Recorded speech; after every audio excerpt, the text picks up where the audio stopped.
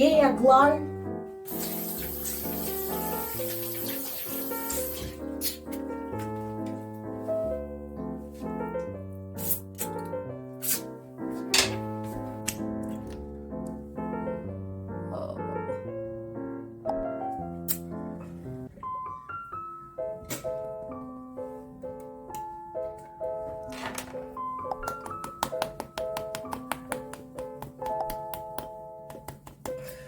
That's empty.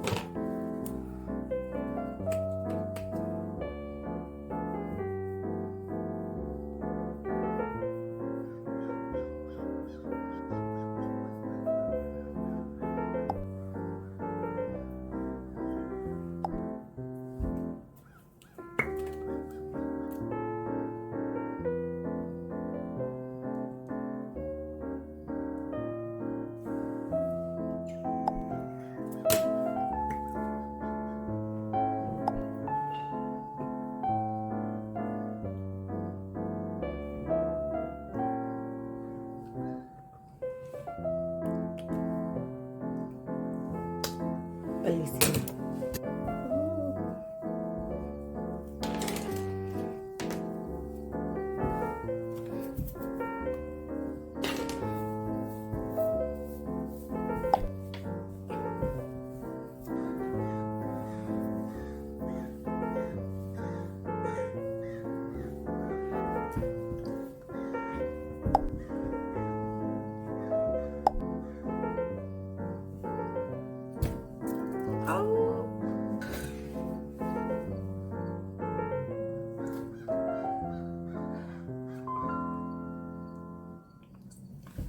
Shit, I was wrong.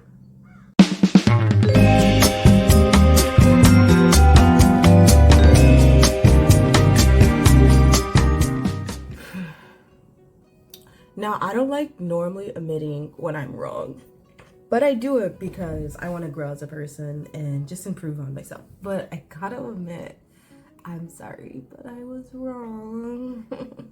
I said some information in the previous video about mangroves, and like, I wasn't completely false, to be honest, but the reality was different in the area than what I expected. Let me explain. So I talked about the mangroves and how they grow in different zonation zones, and they're pretty like, you get this one, then that one, right? You get, what is it? Red, black, then white. And buttonwood is not a mangrove. Don't be fooled by that one. That's a whole different reproductive system. But turns out when I went to Florida to look for my mangrove sites, it was not that. It was not that at all. It wasn't. And my initial project that I was going to do was to look at these insect diversity along different mangrove zonations. But then I took a flight all the way to Florida. I walked my happy little butt all the way through these mangrove sites. And when I tell you, the first thing I noticed, once I finally figured out how to distinguish the different mangrove groups, thank you, Anna, these mangroves are not in different zones. They are right next to each other. They're all clumped up, and literally you could get a red mangrove right here, and right here, I'm not kidding you, right where my two hands are, that distance, you now have a white mangrove leaf right next to each other. What are we doing? What are we doing? So there's no way I'm going to be able to do zones. But also I thought, oh, okay, maybe I can do it by height off of the sea level. So if you know anything about Florida, we're pretty flat. I personally like the flatness of it. Not everyone's a fan, whatever. But I had a tool out there to look at the different meters. Also, I've already mentioned I'm pretty bad at distance and all that stuff. So I was thinking, oh, we probably 1 meter, that's going to be drastically different.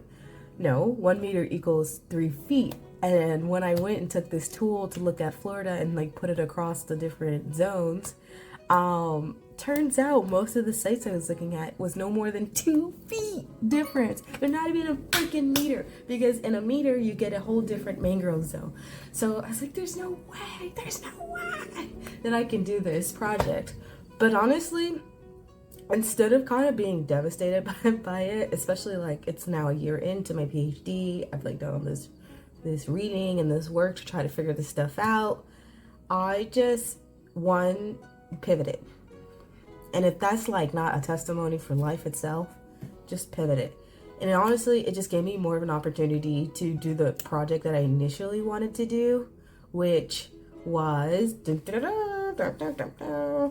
restoration stuff. And I kind of didn't do it because I thought someone else in Florida was doing it, but turns out that person won't give too much detail. I don't want to give away the project. They're doing something kind of different than me. So I was like, perfect, I can still look at these things, and I'll give more details about that maybe like later about what that project's going to be in detail, but I'm really excited about it. So it's more of an opportunity instead of a full deterrent, and this one is more important. Don't you care more about restoration efforts instead of zones? Yeah, that's what I thought. So we did that. But two, when I started reading the literature again, this is so stupid, this is like just started making sense to me. And one of the things I was reading, it said there's zones and then there's mixed something. I can't remember the words.